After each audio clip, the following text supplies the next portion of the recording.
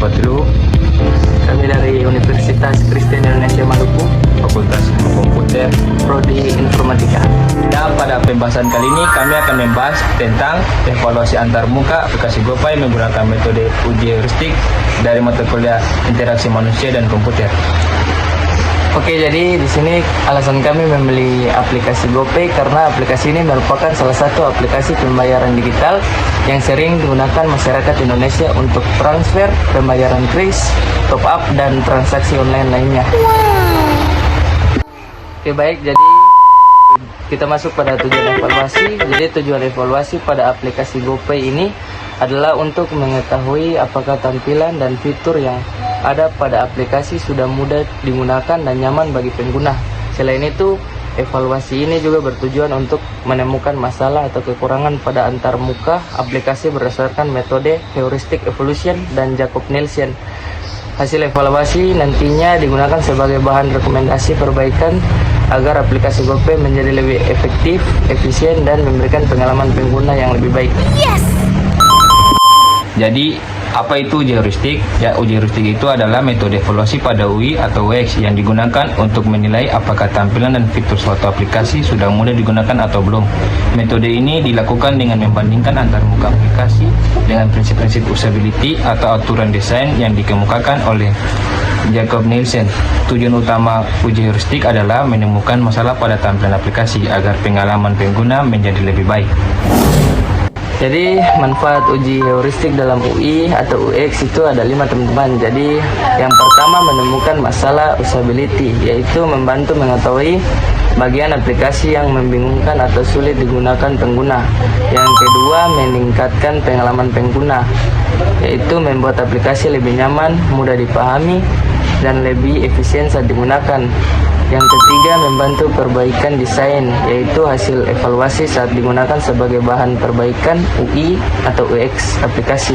Yang keempat mengurangi kesalahan pengguna, yaitu membantu mengurangi kesalahan seperti salah klik atau salah menggunakan fitur.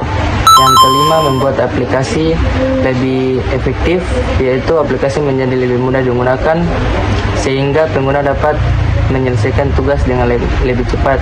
Oke teman-teman, jadi kita masuk ke hasil evaluasi. Di sini ada 5 masalah yang diidentifikasi pada 10 prinsip heuristik di aplikasi GoPay.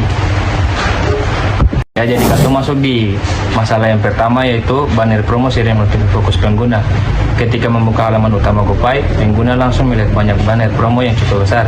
Jadi yang kayak teman-teman bisa lihat di bagian sebelah kiri saya nih, banner promo yang terlalu banyak dapat mengganggu fokus pengguna saat ingin mencari fitur utama seperti transfer atau kris.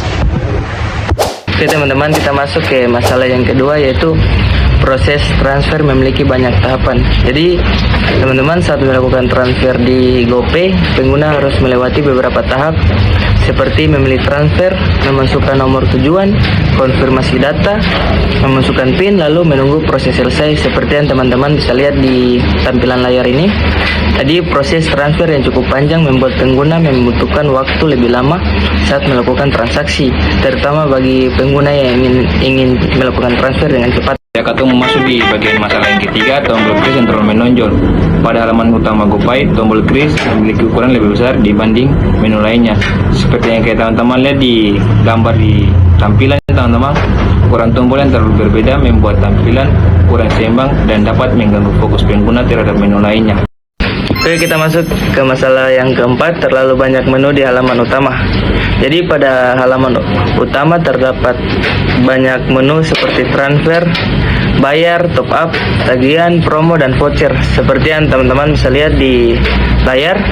Jadi kalau terlalu banyak menu, membuat pengguna baru itu perlu mencari-cari fitur yang ingin itu digunakan, teman-teman. Kita masuk di masalah yang kelima, yaitu navigasi menu kadang membingungkan.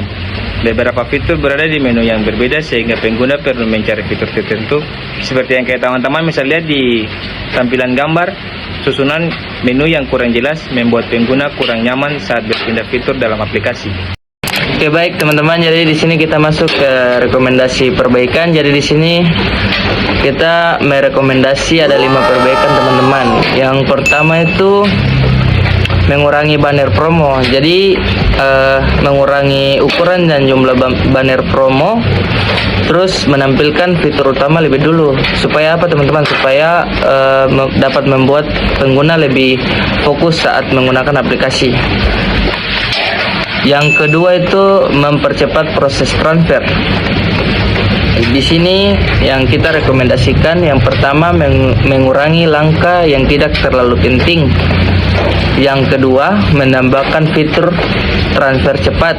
Jadi supaya teman-teman saat melakukan proses transfer menjadi lebih cepat dan efisien bagi pengguna.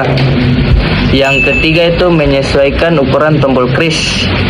Yang kita rekomendasikan di sini membuat ukuran tombol lebih seimbang dengan menu lainnya agar tampilan aplikasi akan terlihat lebih rapi dan nyaman bagi pengguna yang menggunakan aplikasi tersebut, teman-teman.